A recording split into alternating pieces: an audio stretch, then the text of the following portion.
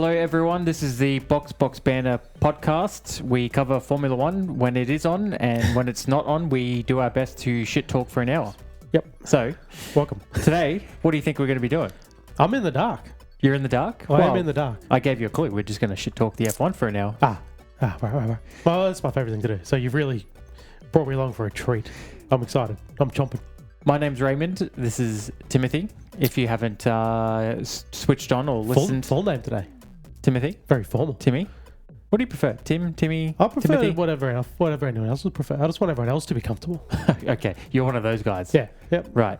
You don't pick a side. You just... A cuck, if you will. Well, yeah, okay. Well, yeah. If you wanted to pick a word that describes it best, that is the word I'd go with, yeah.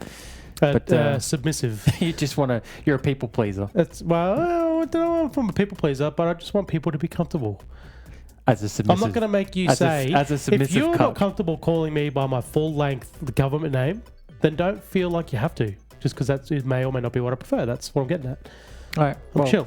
Timmy seems to suit you fine, so let's stick with Timmy. My apologies. That's fine. We can deep dive into my name all you like. Can we move forward, can we? Or yeah, move on. Okay, so today what I did was I put out a little call for people to submit their hottest F1 takes for the 2026 season so far. Okay. Now, the social medias didn't pop off. No. But however, the Reddit threads did. Interestingly enough, too, where I posted it on Reddit. Is that what you sent me, real quick? Yeah, and thanks for responding. No, one time I looked at it, it was gone. It was like it was deleted. So I was like, I don't know what this is. You got to it too late. So what I was just about to say was, interestingly enough, I posted it on a couple of different Reddit threads, and they all got taken down. Huh. They all got moderated and taken down. Why? Do you know why? No idea. Even one of the threads or one of the communities was called F1 discussions. And apparently you're not allowed to have discussions on there. They took it down. Yeah. Fortunately, hot takes do tend to get a lot of attention. So there was within they were probably up for about an hour or so. Yeah. In that time, managed to get quite a lot of comments. Yeah, okay. So I just grabbed them all as quick as I could and put them all into a list, and then we can basically go through them one by one and, So that's why I couldn't see it. Yeah. So by the time you had clicked on it, the Reddit moderators had already taken it down. I think it was like maybe 2 hours. I think you sent it 7 maybe. I think it was 9 o'clock. I posted it early morning. So basically, because my thinking was, you get a good solid 12 hours of people commenting and engaging, and then we can just pick through. Yeah. But yeah, our pool was reduced down to 2 hours. So I don't know if it's like an F1 thing or if it's just these Reddit is such a. I don't know if you use Reddit much. No. Reddit is it's a great place to go and get information on whatever you want, but socially it is just a hole. It is a hellhole. Everything I've ever posted on there just gets taken down. It's you can't even be a part of a community. It doesn't make a lot of sense, does it? No, I mean... Because Reddit, it's basically forums, isn't it? Well, yeah. It's just discussions. It's not like a Facebook or an Instagram. Well, it's not even they give you a reason for why they took it down. And I went through, there was nothing abusive in there or any copyright stuff or whatever, but I can only think that, because of its controversial nature this season, they were sort of let's just... Maybe Stefano Domenicali stepped up and said, whoa, these Box Banter boys. He probably is one of the moderators across those threads. So he's got CC direct straight email to him. Anytime anyone mentions F1 on Reddit, he needs to be across it. It's just, look, F1's falling into that same trap that every sport is, where if there's any kind of negativity, they treat it like it is a brand, and I guess at the end of the day it is. So they just delete it and try and brush it under the rug or hide it, and they don't actually want to have an active discussion about it. They want to control the narrative. What happened to all? What's the term? All publicity is good publicity. What happened to that phrase? Definitely doesn't exist, and I even think that free speech is starting to I believe in that.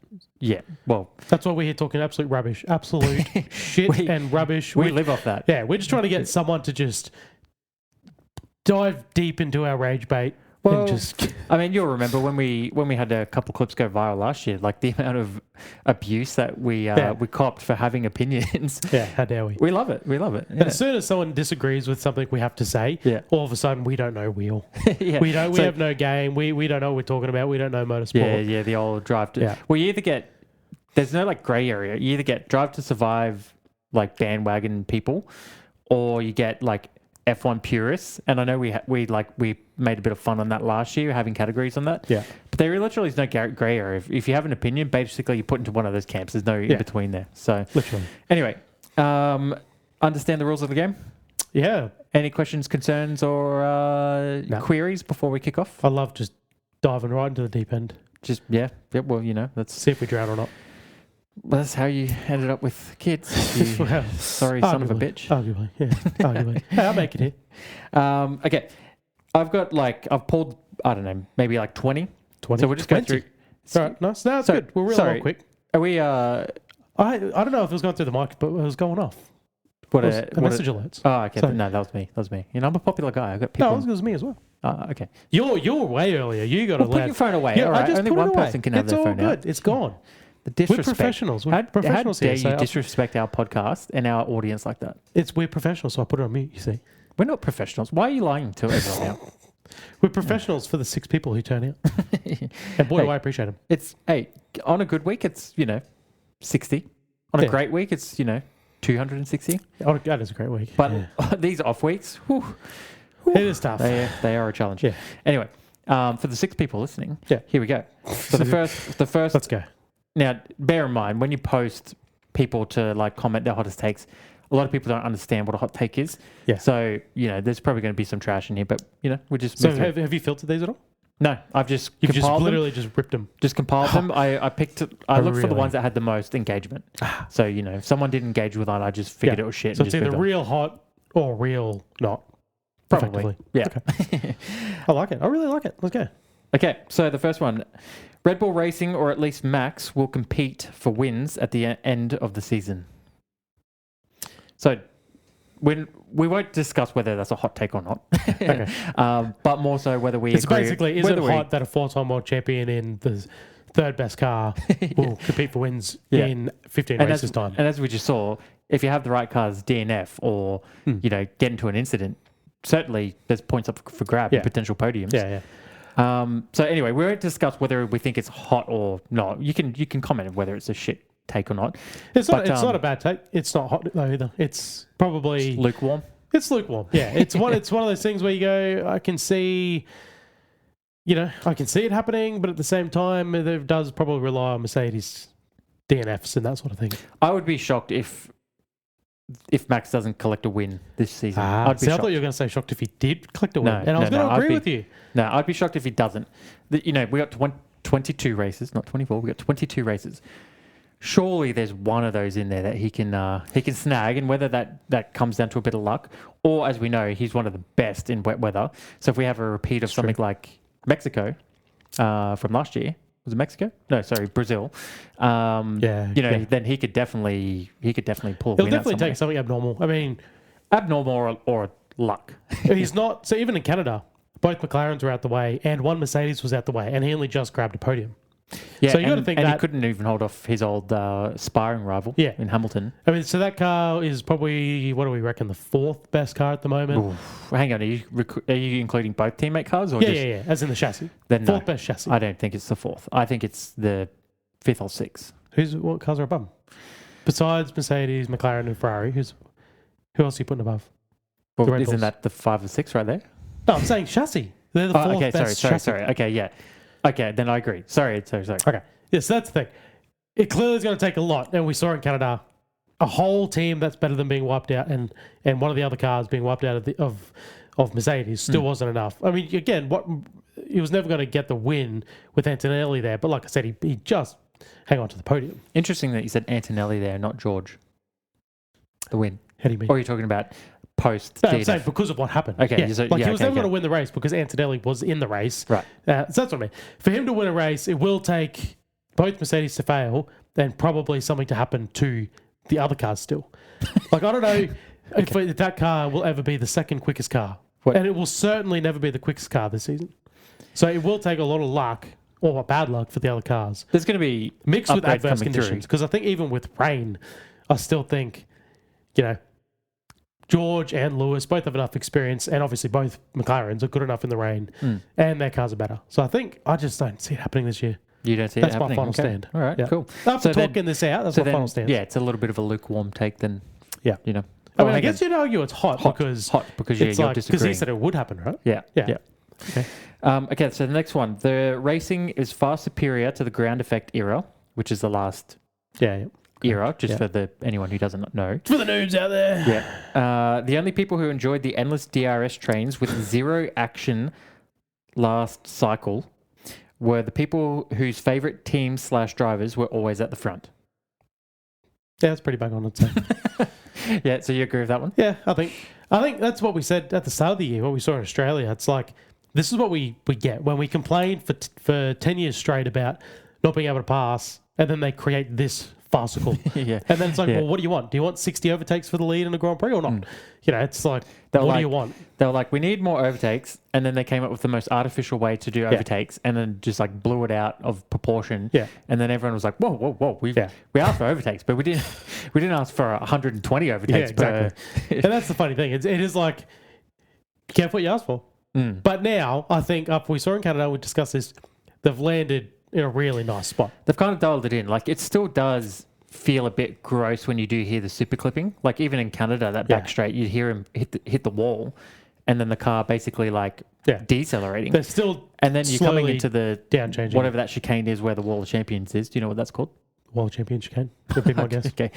And then you kind of go, like, the move might not be on here now because he's ran out of momentum. Yeah. And like we said during that race, from what we saw on the coverage, the only artificial overtake I'd say was really when George went wide of the hairpin, and then he was able to just run back by Kimi with no dramas. Yeah. That was the only one where it was like, God, this is shit. It's still weird how that even happens. In my mind, I'm still like, how does it even... So that was the only weird one. Other than that, the racing was really good. So to agree with young fella there, assuming he's a young fella. I'm going to assume everyone's a young fella. So what do you think about the second part of his I mean, you got to agree, right? I mean, 2021 was a banging year, and that was the one and only year that had good racing. So what about like the only people who liked that era was because their favourite teams or drivers were at the front? So you're saying that he's basically saying that's easy to assume.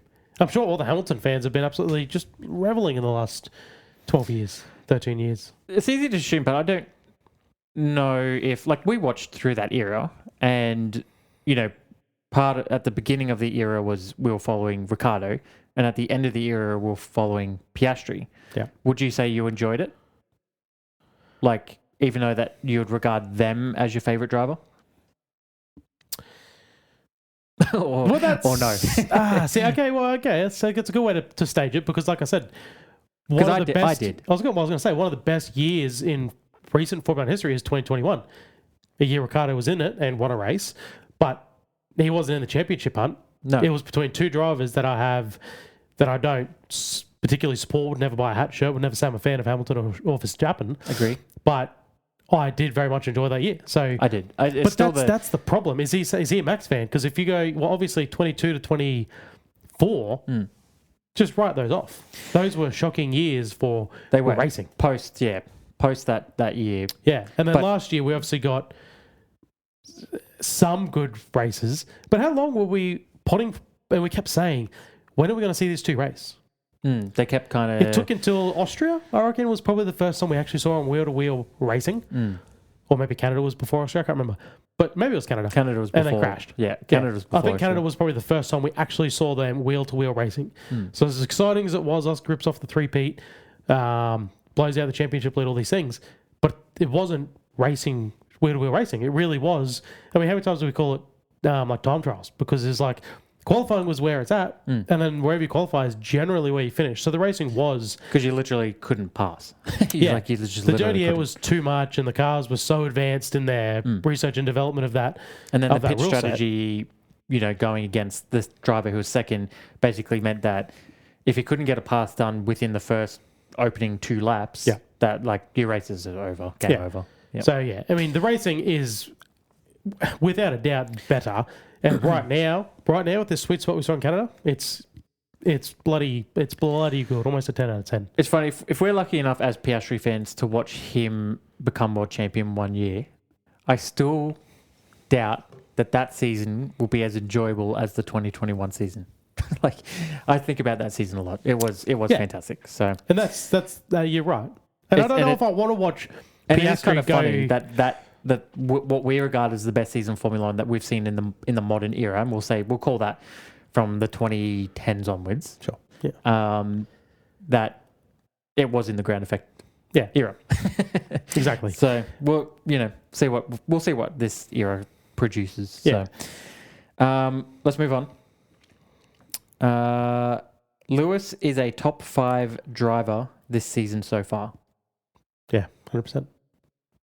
It's not the hottest of takes. It's not the hottest of takes. He's been on it. I'd say. He's even got Charles's ticket. I'd say he's a top 3 driver this year. Ooh, see, now that's hotter. It is hotter. That's but hotter. Would you agree? You just said yourself he's had Charles's ticket, and I agree. I think Oscar's failed to start 2 races. I don't really. You know how I like to talk about Oscar every episode. Yeah. I don't think I really want to talk about Oscar much anymore. Exactly. Yeah, that's the thing. Oscar hasn't been. He's had one real standout race. Mm-hmm. Lando, I don't pay any attention to Lando. Who else is there? Okay, so I just thought I'd quickly check because I haven't actually looked at the driver's standings. So obviously it's Antonelli and Russell 1 and 2. Shocker. Charles is actually ahead of Hamilton by 3 points, and then Hamilton's 4th, leading Norris. Yeah. So his take is probably off because he's technically actually a top 4 driver. Well, yeah. Can you argue that? Probably not. But you saying top 3 kind of fits there. Like it seems like him and Charles are very, very equal. And at the moment, it seems like Hamilton is more comfortable in that car than Charles. It's probably a bit of recency bias because I think Probably. Australia. What do they say? You're only as good as your last game. Yeah. There's some truth to that. I think Australia and Japan, we saw both those races, them race really well, but Charles come out on top in the end. And sprints, I can't remember what happens in sprints, but I'm guessing that's where that 3-point deficit is. But I feel like the last 2 races, Hamilton's just settled in. Really settled into this car. He's really looked comfortable with the car. I don't know if it's the confidence that he's gotten from snagging Kim K. That would boost the man's confidence, I have no doubt. Yeah. On or off the track. Or whether it's the engineer change, because he was not gelling with his engineer last year. Yeah, I think it's more than just the engineer. I think it's quite a sweeping change they made from some things I've read. I think it's his process change, like a lot. His contract with Ferrari is 2 years, was it not? I don't recall. Possibly. Okay. I feel like it was 2 years, so that would mean that this is his last year. I think what's going to be interesting is, does he stay with Ferrari? Does he see out his career here with Ferrari? And obviously that takes negotiations from both sides. Ferrari would want to keep him and not maybe bring in Bamman or someone. Yeah. And then Hamilton would want to still believe that he can achieve success in Ferrari. Yeah.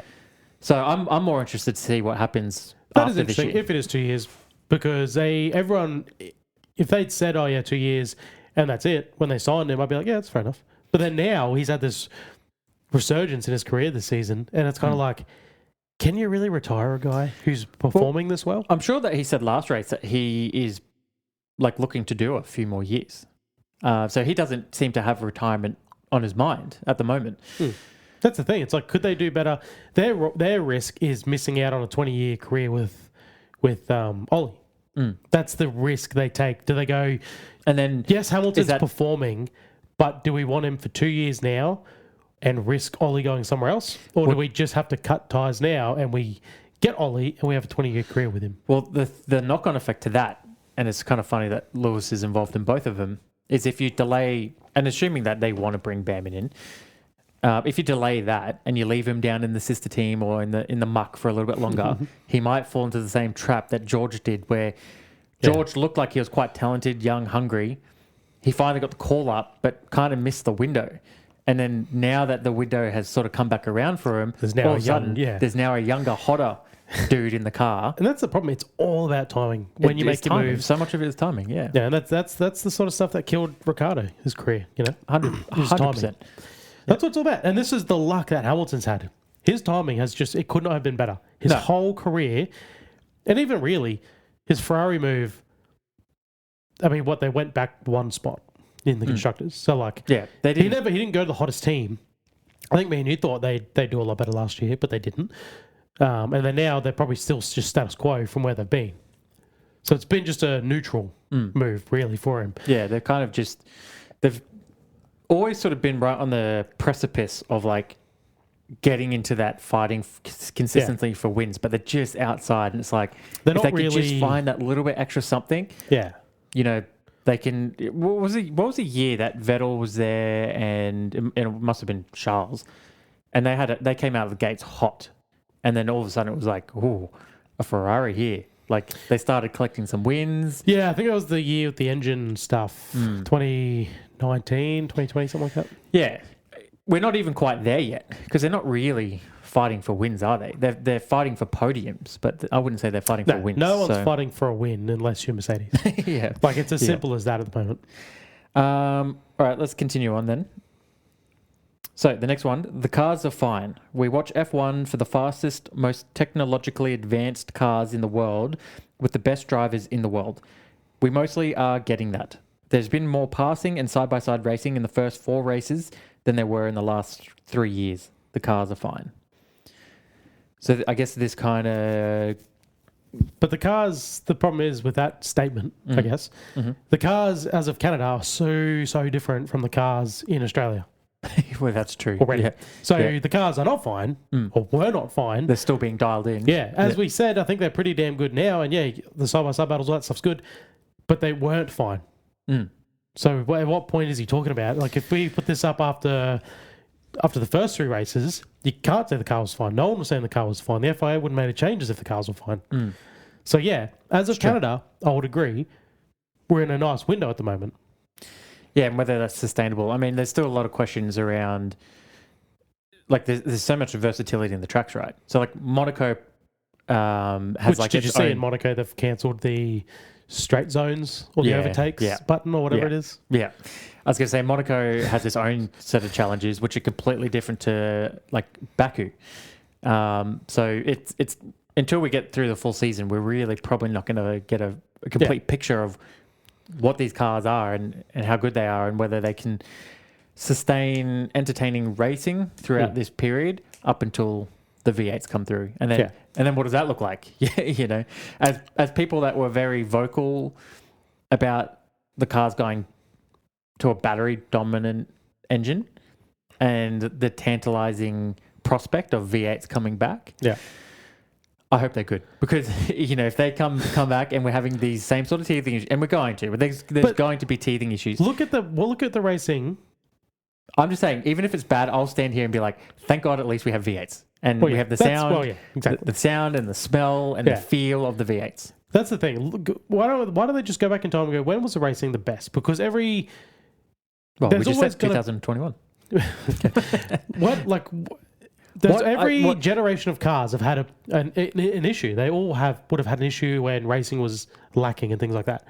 But find the best one and just go, we have the blueprints. It depends on what just you get think this the car, best one is. entire package, and it's just whatever creates good racing. So 2021 was iconic because it was literally a back and forth heavyweight battle between 2 drivers, and no one else was in it. No one else. And you weren't looking at the rest of the field. You didn't give a fuck where anyone else finished. It was who is going to win today. Yeah. You knew it was either Hamilton Max or it was either Verstappen. Lewis, and they were always going to be 45 seconds ahead of Perez and Bottas. Yeah, and as people who didn't have any skin in the game, you kind of found yourself barracking for each driver at different times, you know, depending on what had occurred. Well, I don't know, for me, I was going for Max just to stop the Lewis dominance, who was off on a run of 5 in a row, 4 in a row. I'm supposed to take sides, okay? Shh, I'm taking fucking sides. But yeah, no, we definitely were more Max bias. But there were times where you kind of were hoping Hamilton would get back into it to stay in the fight and whatever. I can't tell you how much of a grub I thought Sir Lewis Hamilton was in Silverstone. Oh, yeah, that was... Yeah, he missed the apex by half a car width, and then he goes on to win the race. Okay, let's not go down this path. I'm just saying... Let's save that for another episode. I'm staking my claim now. But I think what I want to see more than anything is 6 to 8 drivers. 8's probably pushing it. So let's say 5, 6 drivers who are consistently swapping for lead changes, wins, and fighting for a championship. I think if you have, 3 different chassis, well, we kind of have that. Let's say half the field, 3, 4 different chassis, 2 drivers that any one of them could win at any stage, without it being too controlled, like an IndyCar. I mean, that's the thing. So think a back V8 to supercars. 2010, 11, 12. I reckon those are the years where you had that. Going to the final race, not 11. 10 and 12. 10 and 12. Maybe even 9 a little bit. You're talking about Brazil where there was 4 different... Was it Brazil? Going into Abu Dhabi, 2010, you had 4 different drivers. 2012, you had 2 or 3. But look at the drivers. Look at the caliber of drivers. Ferrari had Alonso and they had Massa. So, yeah, whatever. But then Red Bull, you had Mark Webber and Vettel. McLaren, you had Jenson Button and Lewis Hamilton. Like, these were drivers, besides Vettel, who was quite young, these were drivers who were, like, in their prime, in their element, in the top machinery. Now, McLaren, we said last year, McLaren were the only team that had and Ferrari, were the only teams that had a good, solid lineup. Everyone else had a good driver and a not so good driver. Yeah. You know? And even with Ferrari, having Hamilton just come in and clearly struggling with that car, like McLaren were the only team that had a solid driver lineup. So to your point, I think that's the problem we're in at the moment. We've got too many inexperienced young drivers in good seats or, too many drivers that are just paid drivers that aren't so good, Lance Stroll. So this guy says, you got the best drivers. That's arguable. But I think that's where you need to be. You need to have... If you've got 6 cars that are capable of performing to the point where they can compete for a championship, they need to be driven by experienced, good drivers. And I think that's what we had from 2010, 11, 12, that era. Yeah. Where your top teams really did have 2 really good drivers. Yeah. Who had won world championships. And it's funny too, because whilst your greatest enemy is your teammate, you then get a sense that the team game kind of comes into play more. And like I do remember some of those days where, the team would have to work together to take down like a Ferrari. If like the 2 Red Bulls would have to work together to take down Ferrari or take down a Merc or whatever. They were racing each other, but they were like, teaming up a little bit. So they could try and, get the better pit strategy or, use the 2 cars to like corner one into a strategy that maybe they didn't want to because they would have to cover something. So we kind of don't even really have a lot of that going on right now. So you look at the grid as of last year. I'm going to say last year for a very particular reason. As of last year, the grid had 3 world champions and one of them hadn't won a championship in 20 years. So call it 2. Sure. 2 champion drivers. Yeah. And then again, you take it back to 2012. Button had won a championship. Hamilton had won a championship. Schumacher was on the grid, who won a championship. Raikkonen was on the grid. Vettel had won a championship. That's at least 5 drivers, world championship caliber drivers on the grid. And then you had... And then future champs. You had Rosberg on the grid. You had, like Massa really should have won that championship. So he was a championship caliber competition driver. Like... That's a good point. That was like an era of just talented drivers. Yeah, that's a very good point. That is something that the sport is lacking. And whether we're just in kind of a developmental phase, like all sports go through this. Like you could argue, well, I'll use the NBA because we watch a lot of basketball as a great example of that, where you have this generation of basketballer being like exiting the sport. You're losing Durant, you're losing Steph, LeBron, you're losing Westbrook, Harden. You're losing Harden, like all these guys that were at one point kind of like top tier players. Sellers. They were MVP players. They're all kind of coming out, and you look at the league and you go, okay, who do I want to watch play? Who is there? And they're all quite young. Wemby, who's in his 3rd year, and SGA, who's only just risen up the last couple of years. It's like, okay, it's kind of interesting now, but it's really going to be interesting in like 3 years when they're all very established. They have a lot of experience now. They've probably won a couple chips, and then their rivalries start to form like we had with, Curry versus LeBron. So same sort of thing in Formula One. Right now, not a lot of world champions on there.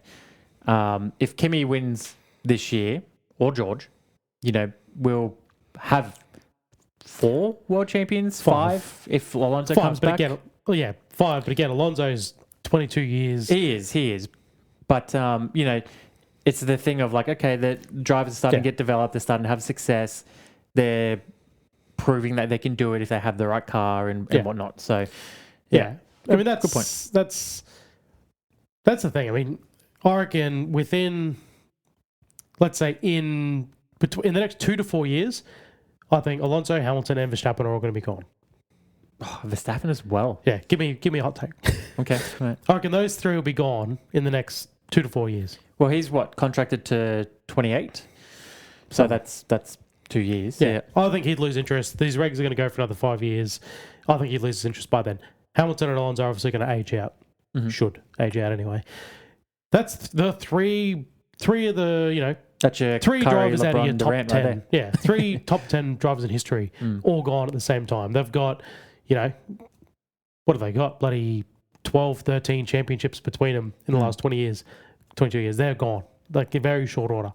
And in that 2 to 4 years, you're probably going to be left with Norris as a world champion. Yuck. And then probably Antonelli, who's like a 2-timer by then. Yeah. That's the reality we're looking at. That's going to be our world championship driver lineup in the next 5 years.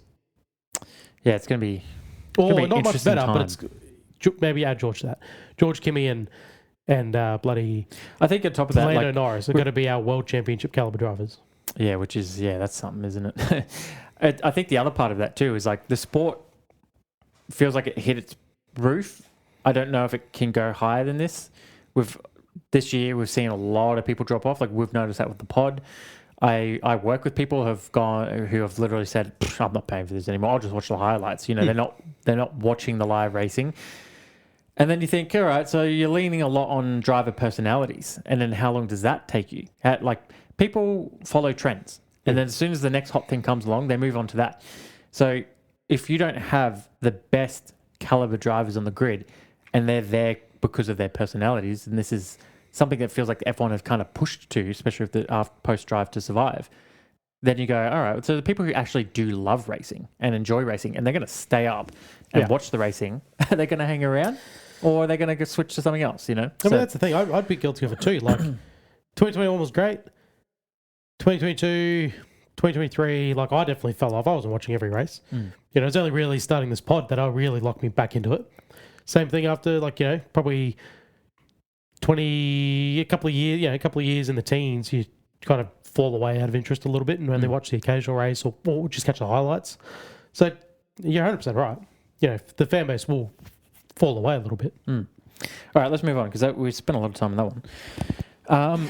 So Kimi is being heavily overrated. A combination of new rule changes, being handed the best car, and simple dumb luck are mostly to explain his recent success and have elevated him to the point he's suddenly being talked about as a future GOAT. Wow, that's insane.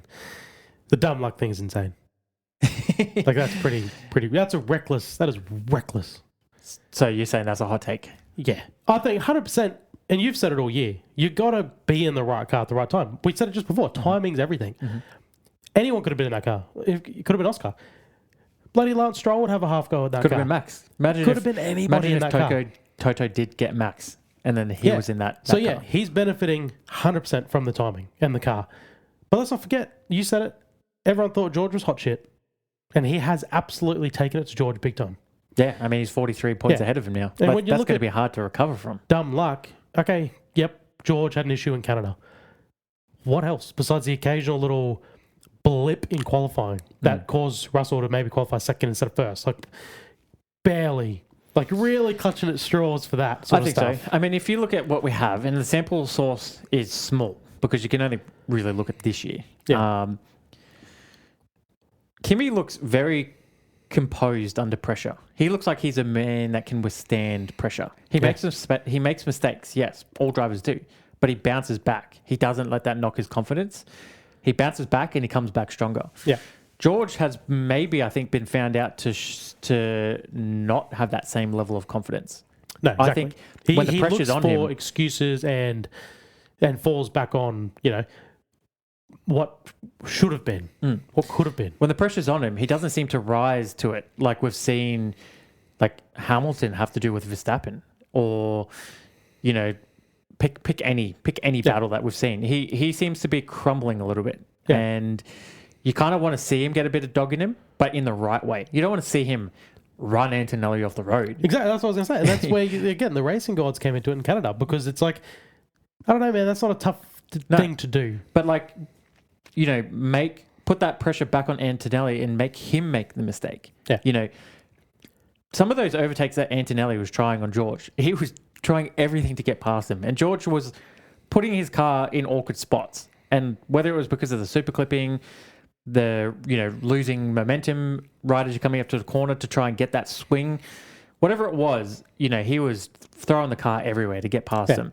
And, eventually it worked. He just was applying buckets and buckets of pressure to George, but it didn't really seem like George could do that to Kimi. So I think the dumb luck thing is a little bit of a stretch. He's got luck, yes, but I wouldn't go so far as to say dumb luck. And I don't think anyone, I haven't heard the word GOAT thrown around at all. I've heard, you can compare him to Verstappen. You can say he's the next Verstappen. I haven't heard of anyone really saying Verstappen's the GOAT. No, I mean, it's like saying Vettel's the GOAT. It's like, it's just not, Verstappen was the GOAT of that era. He may end up being the GOAT, but I don't think anyone's saying Verstappen's the GOAT. I've certainly never heard anyone saying Antonelli's going to be a GOAT. Again, probably the only thing I've heard is he's the next Verstappen. There's always going to be the next best. Who's the next Schumacher? Who's going to be the next guy who comes in and dominates for the next 10 years? That's going to be a conversation forever. Forever and ever. Well, when you think records, like you look at what Hamilton's doing, right? And you think, man, who is going to break those records? That is like, you need insane consistency to break some of those records. So not only do you have to be talented, you have to come in at the right time, you have to have the right car, which Antonelli does, but then you have to have the consistency. And on top of that, you need to have so much luck that when regulations change, you're in the right place. You're still in the right place, whether you've made a team switch or whether your team has been able to give you a car that changes with the times to continue fighting. Because, the Mercedes era was a pretty long period of time. So he was lucky in that sense. Yeah. They didn't change regulations after 3 or 4 years. 8 years. It was a big block of time where he was allowed to basically just dominate. That probably won't ever happen again. So there's so many things. And then you look at Verstappen, like we probably all saw Verstappen once he finally won one and then he started just like, ticking off crazy amount of race wins. We probably all thought, geez, this guy could beat Hamilton's records here. Like he could do it. But look at where he's at with his career now. Kind of a little bit unsatisfied with the sport. Yeah. Whether they're empty threats or not, he might leave. His career could follow the same sort of trajectory as Vettel, where it's like, man, this guy came in, busted off crazy amount of wins. Yeah. Put together the car wasn't very good. Bunch and of moved to the wrong team. Yeah. After that, put together a bunch of world championships, and you can think, geez, what's going to stop this guy? But then all of a sudden, makes one wrong move, has a little fall off, and then never comes back to it. So exactly, that's the thing. You look at Hamilton, 20-year career. Besides the couple of years at McLaren towards the end where they weren't the best car, he was still in championship contention, but they just weren't quite the best car. And then these last 2 years, he's been in the right car the whole time. And that's what Kimi's in the right car now. Let's say these regs go for 4 years. Mercedes could absolutely dominate those 4 years. Once those regs change, that's when the decision time is. If he was to compete with 120 wins, whatever Hamilton's got, it's, do you have trust in Mercedes to build you the car, or do you look around? Because from what I understand with Hamilton leaving McLaren to Mercedes, is he knew Mercedes were, like Mercedes, whatever it was, they had a big hand in those regs. Like they were, knowing what we know now, looking back, they paid the right amount of money. Yeah, well, they knew they had the earliest warning about what the regs were going to be. Like they effectively had the longest amount of time to. And then the thing that was deemed illegal in their car, they let them basically keep. So that's the thing. So he almost knew that was going to be the car, and he being the best driver at the time, Mercedes were desperate for him. So that's again, like with Hamilton, the 20-year career of just always being in the right place. No one else has had that, and Schumacher's probably the closest. Benetton were on it in the 90s, wins 2 championships, wins all these wins, races, no worries. Then gets to Ferrari, and Ferrari hadn't won a championship in 15 years until Schumacher got there. So it's not like he got into the best car. He got in just as they were hitting their strides. Same as Lewis with Mercedes. So that's the timing and the luck you need. You're not winning 7 championships in a row. Regs are generally going to change in that time. So that's why you need to be in the right spot over multiple generations of car. All right, let's continue on. So the next one is Aston Martin will get podiums by the end of the year. Now that's hot as fuck. That's burning. Yeah. So there's a second one underneath it, which I'll say at the same time because it involves Aston Martin as well. Aston Martin are going to contend for points at Monaco, and it's going to be a false dawn for them. False dawn for them. The drastically different setup that circuit demands is going to help them. So they kind of go hand in hand. I mean, is the setup dramatically different? I don't know. I do not know anything about Aston Martin's setup and whether that's like made for Monaco or not. I don't think Aston Martin is benefiting from anything. Ever. Yeah, I don't even think they know what their setup is. If Monaco requires a dramatically different setup than any other track, which I guess it would, but at the same time, it wouldn't have to be. I just imagine it wouldn't be as finicky. You just need a car that is able to make the really sharp corners, because most times you're setting a car up, you want it to be. You're finding the fine balance between having it go as fast as you can in a straight line and stable around the fast corners. Monaco doesn't have either. Yeah, you just need. I'm pretty sure every car rocks up with the maximum amount of downforce you can possibly put on the car, and that's it. Well, we know Monaco is a race that you don't want to finish the fastest. It's the race that you want to finish the safest. But you still need a quick car for quali, and that's. I mean, how far behind are they on the straights? Like something hectic. Yeah, and there's enough flat out corners and fast paced straights at Monaco that you will lose time. So, no, I don't think they'll score points. No, and it was podium. Yeah, points at Monaco and podiums by the end of the year. They're not getting a podium. No. They're not getting a podium this year, next year, the year after. At their rate, they need a complete they already need a complete redesign. Like, forget this year. Don't take your learnings from this year and apply it to next year's chassis. No. Black mark this year. Just get rid of it. They need to completely start again. They're a year behind. Well, yeah. They are a complete year behind. They're not doing a thing this year. They're not getting points. They're not getting points this year, let alone a podium. It's funny how quiet Newey is. Like, you don't hear or see anything from him. I know that there was like a news article floating around that he had some health issues arise. You know, whether this is just them kind of protecting him a little bit. His health issues are being human. Yeah. And then obviously you got... designing a shit car. They got, what's his name from Audi? Wheatley. But, you know, he's on a 1-year garden leave, supposedly, because of trade secrets. Yeah. So then it's like... So he's not really going to be involved at all until next year. So I think they definitely, absolutely do not get podiums. And I don't think they even score a point this whole season. No. I think Adrian Newey has just thrown a whole bunch of shit at the wall to see what's stuck. And unfortunately, almost nothing did. So, and it's gotten harder this year because... points still only go to 10, but there's 2 more cars. Mm-hmm. And they've just filled up 21st and 22nd position. Well, no, and not only that, like, again, I've said it week in, week out, there's 8 cars on there that are all but basically guaranteed to take up 8-point positions, which leaves 2-point positions for the remaining, 14 cars. 12. And that's the 12. Thing. We look at...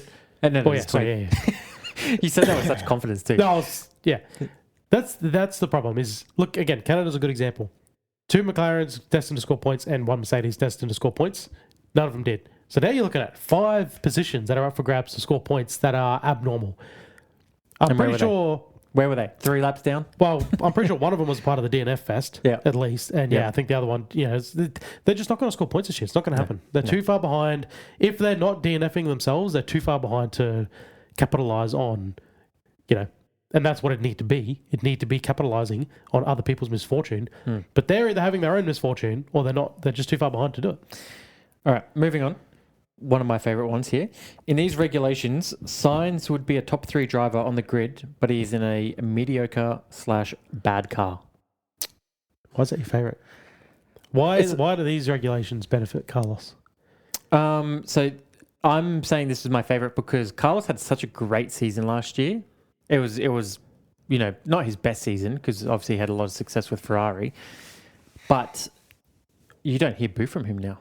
No. Like, when was the last time you heard anything about Carlos Sainz? So I think that, I feel sorry for him, basically. I'm not saying I agree with this take. I don't know if I would put him as a top 3 driver.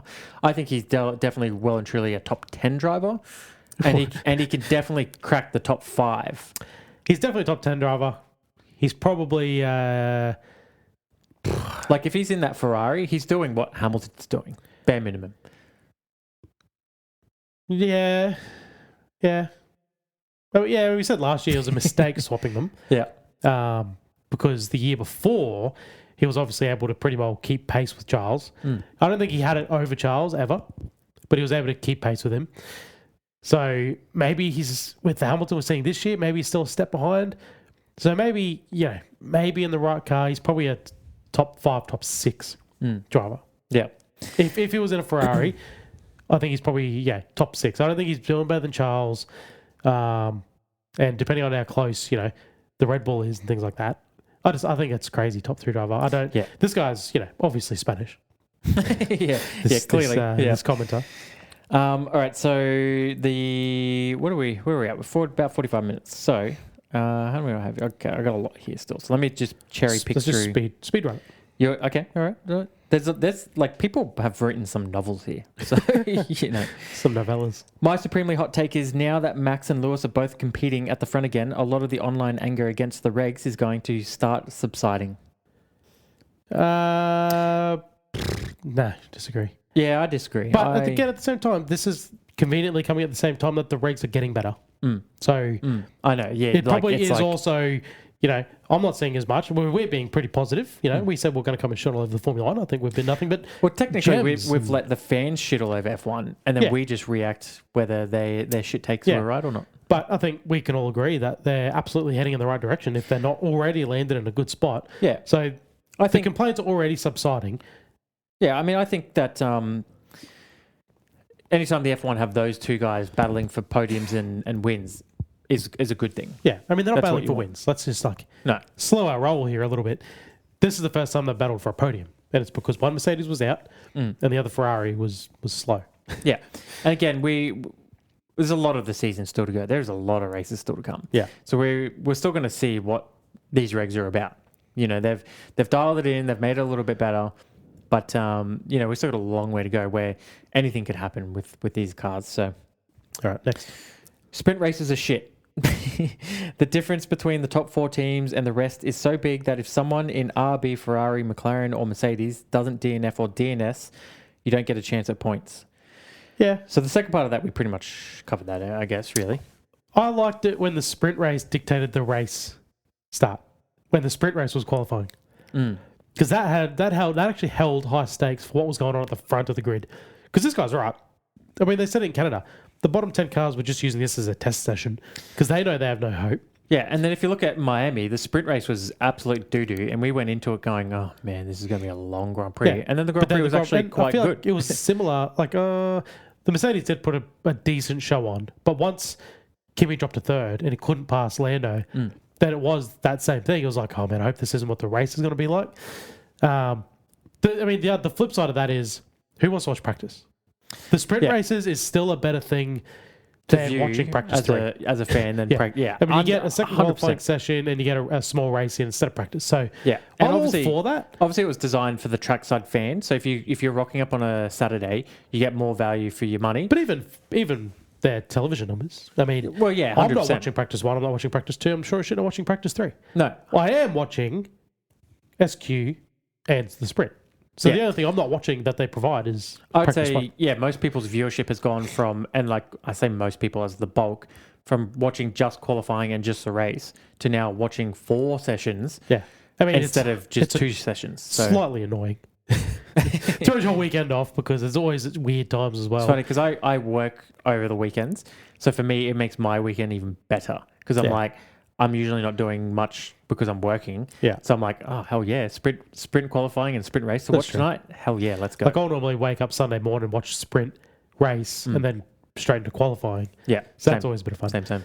But yeah, sprint race might be crap. I think it's better than practice, but I wish they'd go back to the way it was in 2021, the best year in the sport's recent history, where the sprint race dictated the race positions. Because it really matters then what happens. Like, it's not just, it matter. Oh, I get, if I don't pass him, I'll just lose. I get one less point. Like a procession, yeah. Yeah, it's like, do I race hard, try to get pole, or, do I not risk it and lose my good position?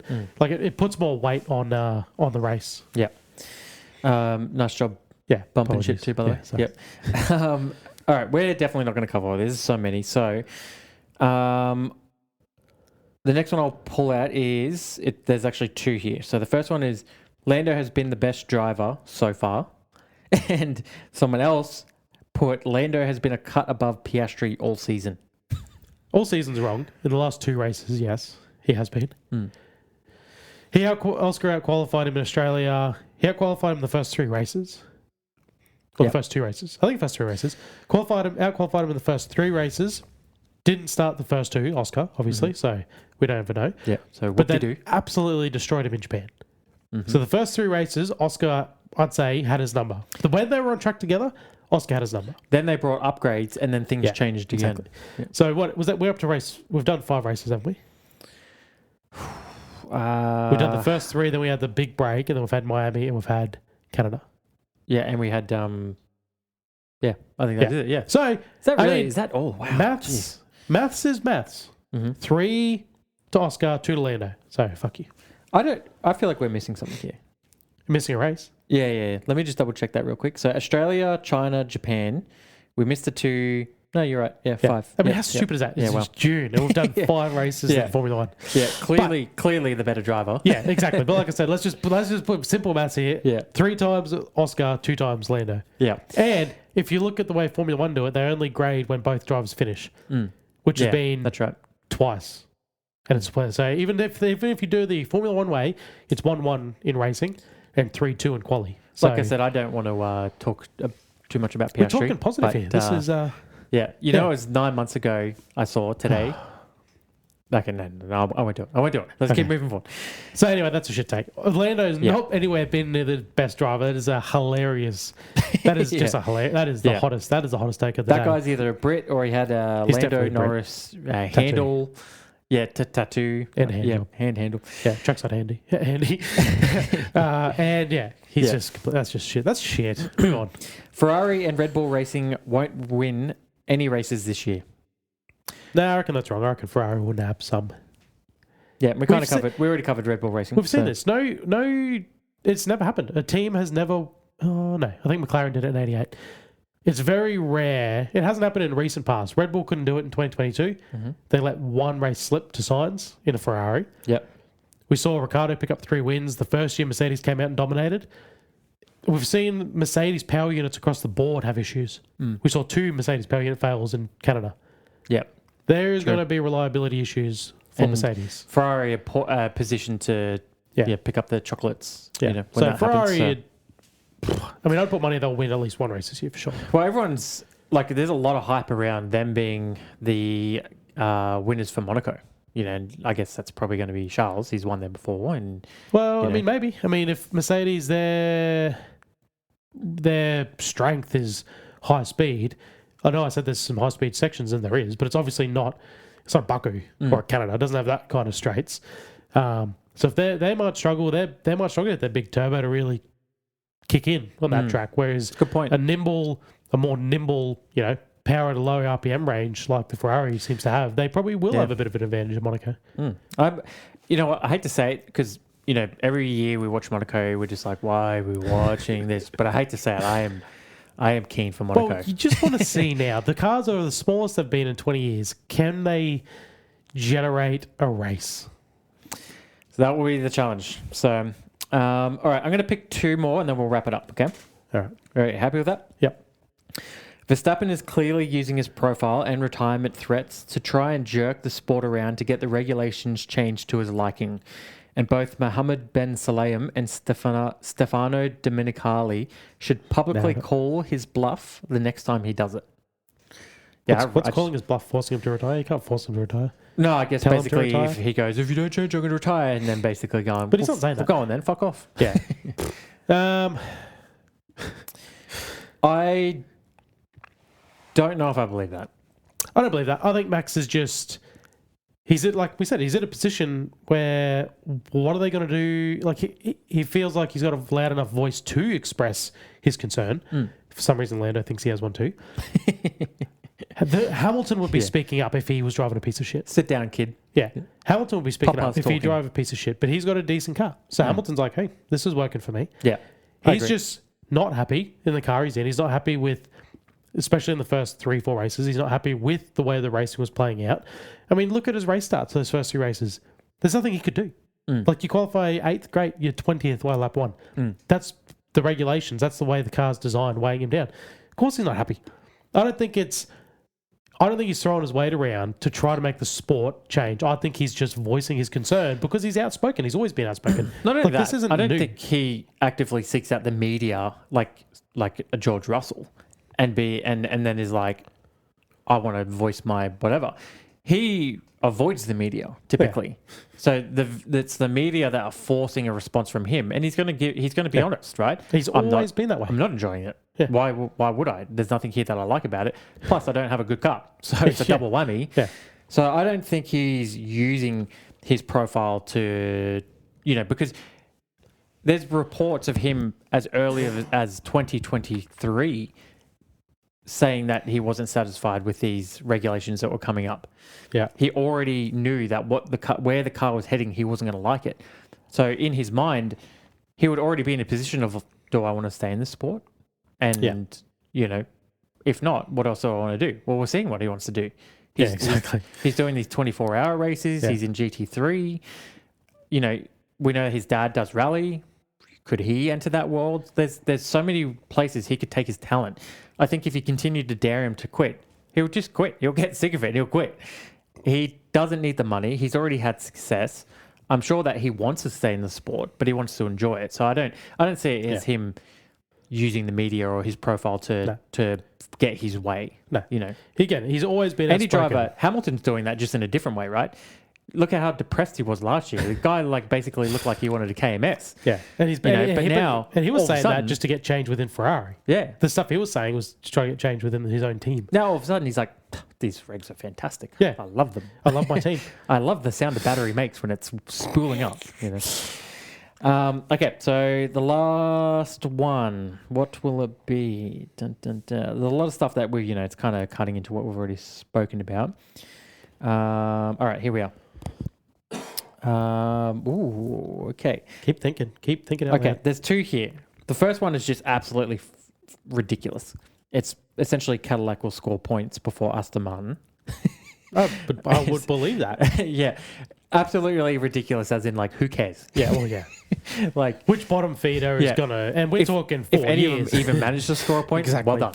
Yeah. We're talking about probably a point. That's the thing. Maybe two. It's probably more likely Aston Martin have a name change and Cadillac drop out of the sport or sell before either of them score points. And Perez and Bottas fade back into the bushes. Yeah, but they got grey hair. So anyway, that's not the one I'm picking. This is the one I'm picking. That's hilarious. Red Bull and McLaren will swap Verstappen and Piastri after this season. I can feel it in my bones. No. Yeah, I disagree. It's also in the media, so much of our take.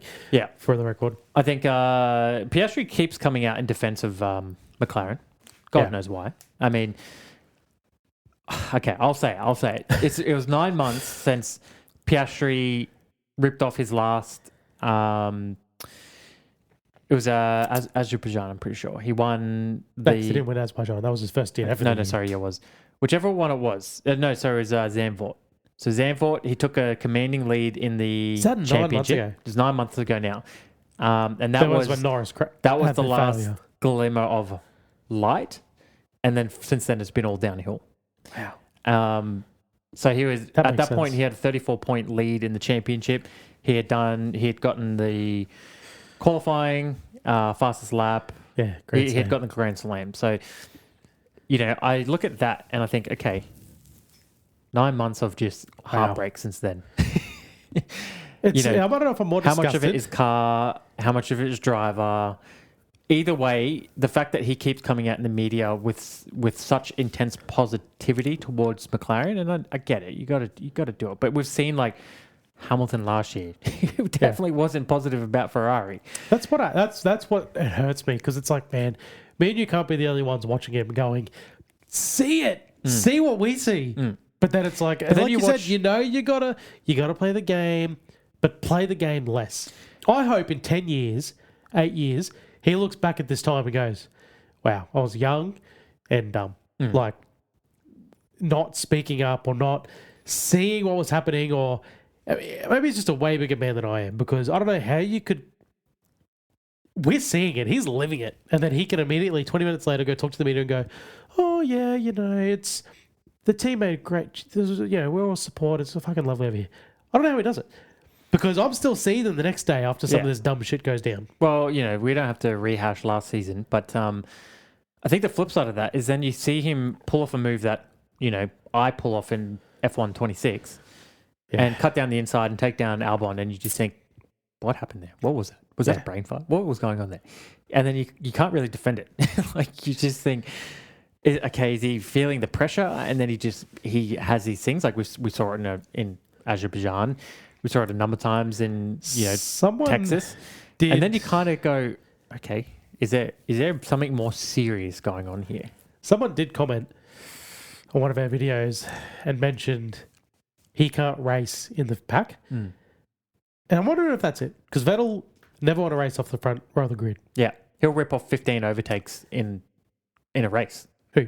Oh, sorry, Han. I'm saying Vettel. Yeah. Vettel, great driver, top 10, top 15 in the history of Formula One, four-time world champion. He'd never want to race off the front row of the grid. I was just going to say, he has a crazy... Can lead a race, can win a race. As soon as you drop him into the field or he qualifies badly, he was no good.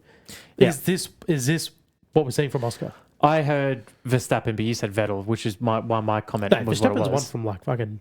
No, that's what I'm saying. Like, of the positions of the grid. He's a racer. He'll start from the back and he'll just carve his way through the field. And I bet you those are he could start last and finish fifth, and I bet you he'll say that was more fun than any race win he's ever had from pole. Yeah, and how many times, like last year, and again, I don't want to turn this into a shit talk Piastri fest, but how many times last year did we see Piastri miss the mark in qualifying? He's in the mid-pack, like Azerbaijan, and then we go, strap in. Yeah. We actually get to see our boy do some real racing. He's just not going to cruise at the front.